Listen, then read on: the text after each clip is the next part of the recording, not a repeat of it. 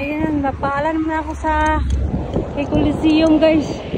Tapos na ako nanood sa kanya. Ganda guys. Sorry. Ayan. Ganda guys. Ganda jud niya.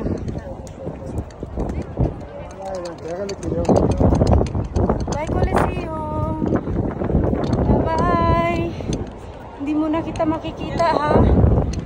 Kita na lang tayo sunod. May time na naman ako ulit.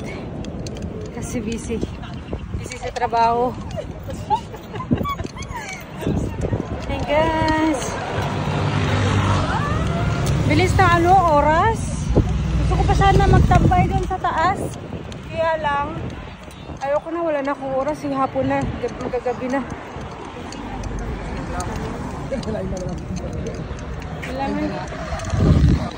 Kailangan ko lang magpaalam talaga kay Coliseum.